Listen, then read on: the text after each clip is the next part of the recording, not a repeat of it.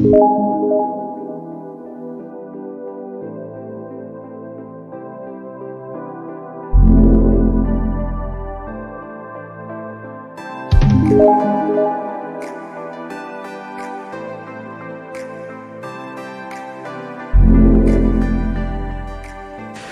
think my drive comes from my parents. Yes, my parents were very entrepreneurial. My father had a very forceful personality. He was very much an extrovert. My mother was a bit more on the quiet side, but both of them were very entrepreneurial. So for me, from the time that I was a child, I always wanted to run a business. That was I think that's one of the first ambitions that I had. I just wanted to be a businesswoman. And so when I was very small, my parents had a contracting company, so they would build things, and we were extending our house, and I sold all of my toys to the workers because I wanted to make money. So that was my first kind of business. Okay. Oh, wow. So that's really been my drive. Okay, interesting. So now getting back and looking at your career development. And you know, you were supposed to be in corporate now. But what really prompted you to say, let me get into property development?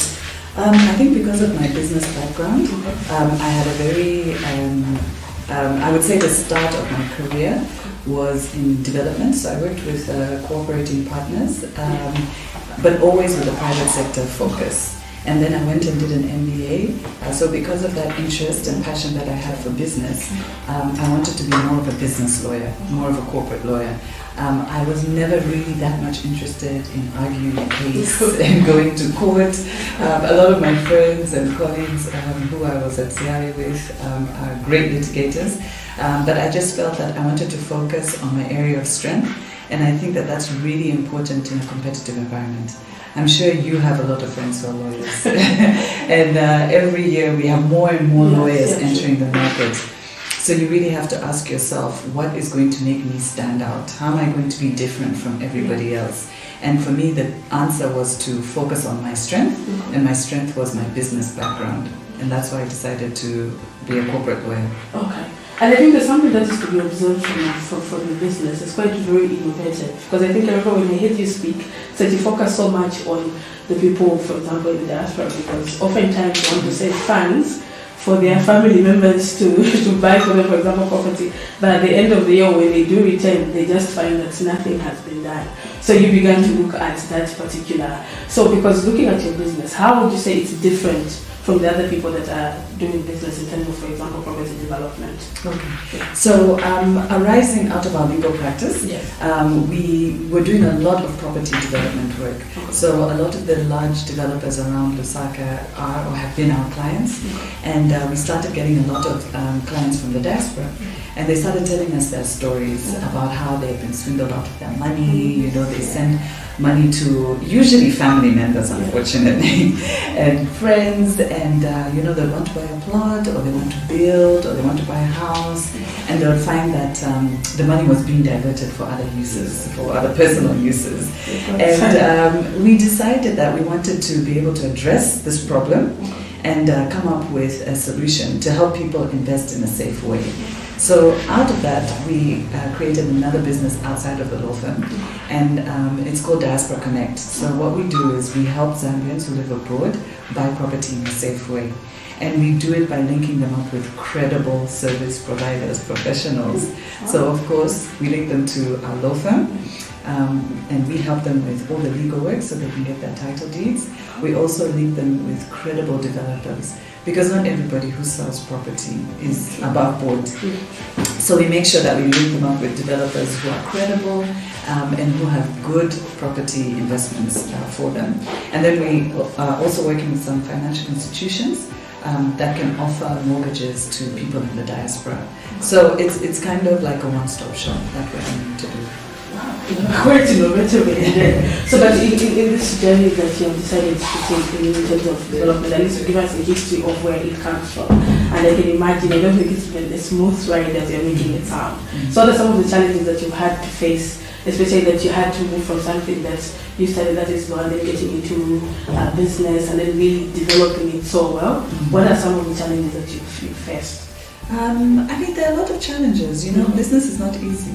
So there are highs and lows in business. And I remember once reading a quote which said that if you're going through bad times, don't worry, it won't last. And similarly, if you're going through good times, don't worry, it won't last. So I think some of the challenges are, of course, when the economy is not doing so well, then you may find that even your business starts to suffer. So it's really important to remain focused and to persevere. And it's so important to have to give a good service and to be known for a good service. And that's what really carries you through those difficult times. And I think some of the other challenges that we face, that I know a lot of people in business face, is building a good team. That can be a really big challenge. And we've spent a lot of time finding the right people and building and inculcating within them the values that we believe in as a firm, which is excellent service, providing information, and being a champion for our clients.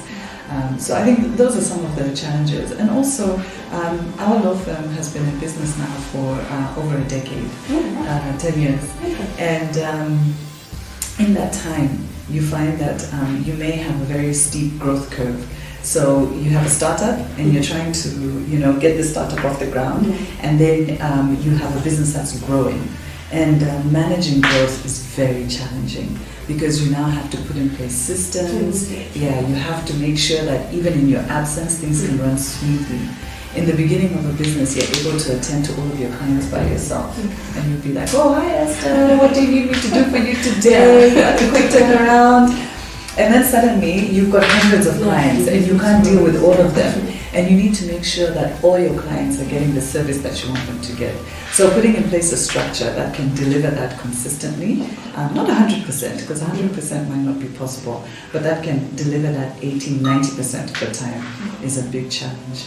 So I would say those are some of the challenges. The challenges you have to face. Okay, and I think looking at the current era that we are in, where issues of gender are emerging, and there's a lot of this pressure on women trying to be this and that. And I think for yourself, you really created a very good brand. But there's that other woman on the other side who's still struggling with the issues of making something for herself. So what is it that has sort of like really made you, how have you managed to fight the issues of gender? What is it like you as a woman in business and creating a very own brand for yourself? And I think you mentioned something very critical. You say, when you started out, you didn't have as many clients, but then you had this many clients, but you still managed to pull through, regardless of the fact that you're a woman and you still have these issues surrounding women in development and women in leadership. So what are some of the things that you've had to conquer to be where you are right now, I think, as a woman? Well, first of all, I don't see my gender as something that I have to fight with. So it's not something that I've had to battle with, the fact that I'm a woman. My father was a very strong character, as I mentioned to you. So he gave all of us a sense of confidence and a sense of belief in ourselves. So, and he was very tough. But he always used to say to us, you have to be the best. If you're going to do something, then be the best. If we brought home a report from school, if you got anything below an A, you would be in trouble. B was, you were just about acceptable, but C was not acceptable in our house. So for me, I've always had that sense of belief in myself. But I know it's not the same for everybody. But I think that the beginning of success really needs that foundation. Yeah, so people, women especially, they need to be able to find that thing in themselves, which gives them that self-belief. Also, I always say, I think that for a woman, being in your own business is the best thing you can do for yourself, because it allows you to manage your own time. And when you have children, when you have a family to look after, then having your own business can give you that flexibility to deal with your clients and to deal with your personal life. And sometimes when you're in a work environment as an employee, your job might leave you with a lot of time constraints because your job might be very demanding. So I know it's hard because a lot of women don't like taking that risk of starting their own business. Maybe they feel that they don't even have that option. But I really believe that as a working mother, the best thing I ever did was start my own business. What Zambia do you hope for with your business? how do you think your business will, for example, is contributing to the development of Zambia or Africa? In what sense is it helping to change or shape? That's a big question.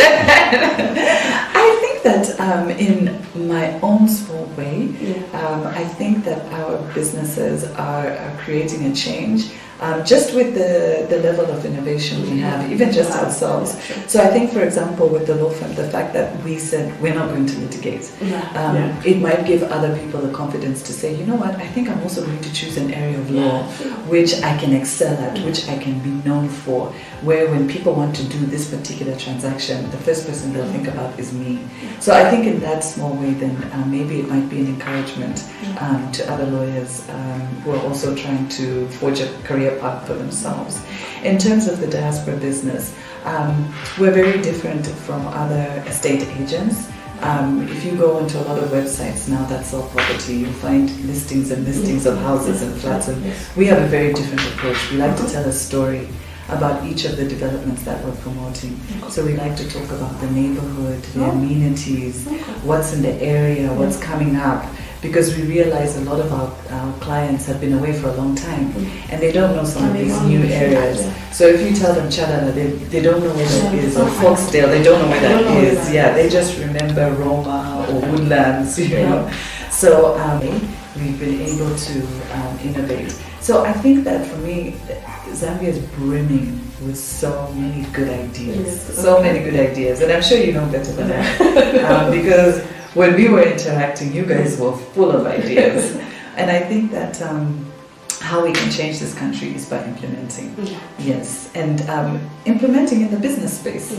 I think we don't all need to go into politics. We don't all need to, seek a public office. Although there's nothing wrong with that. But I think that more of us need to innovate in the business sense, because it's so worthwhile, the jobs that it creates, the income it creates, the way it can change your lifestyle, your family's lifestyle.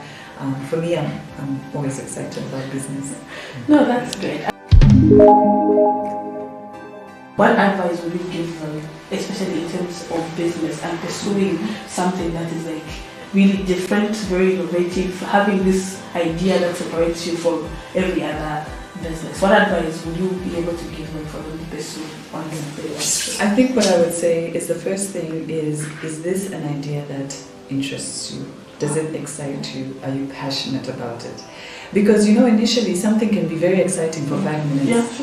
Maybe it will even be exciting for about a week. And then a month later you're not really that interested in it anymore. How are you going to carry that idea forward? So it has to be something that you're passionate about. And I know it's a cliche to say that, but it's very true, because like you said, there'll be ups, there'll be downs. So you need something that's going to carry you through those difficult moments. The other thing which I would say, which is so key, is be focused. Like I said, there's so many ideas now in Zambia, in the world. This is a knowledge economy, isn't it? So when you have an entrepreneurial mind or an entrepreneurial mindset, you get so many ideas all the time. Today you've got a great idea, you're passionate, you can do it, and then in a few months' time, there'll be another idea. And you're equally passionate, you're equally excited. But there's only one of you, and you can only do so much. So I had to learn in my own journey, and I guess that's one of the challenges I had. I used to say yes to so many things. There were so many opportunities that I wanted to pursue. But then I realized that none of them were really getting off the ground. They weren't really getting where I wanted them to go. So I would really encourage people out there to find something you're passionate about, be committed to it, be focused, and don't copy. In Zambia we love this thing of looking at what is my neighbor doing. That's working for them. I can also do it. But you don't know what motivated that person or inspired that person. So don't copy. Find your own thing. God gives each of us talents. And it's our job to find out the talents that God has given us and to pursue them and to self-actualize and to bring those things into fruition. So that would be my advice. And also just start small. I think that we love to be showy. We love to show people, they should know me, I'm a graduate. They should know me, I passed the IB. They should know that now me, I'm a lawyer. But I can't speak enough about patience. Yeah, I've been going at this for 10 years now. And people think that it happens overnight. And unfortunately, in this online culture of ours, internet, what, we get so much information so quickly. And the information loves to celebrate overnight success, instant success. I had this idea, I launched it, and 6 months later now it's brilliant, it's running. 90% of businesses are not like that. 90% of businesses require patience and perseverance. And if you're not willing to do that, to start small, to persevere, then you'll find it very hard to succeed. You'll keep feeling as though you're failing. But all you did was just give up too soon.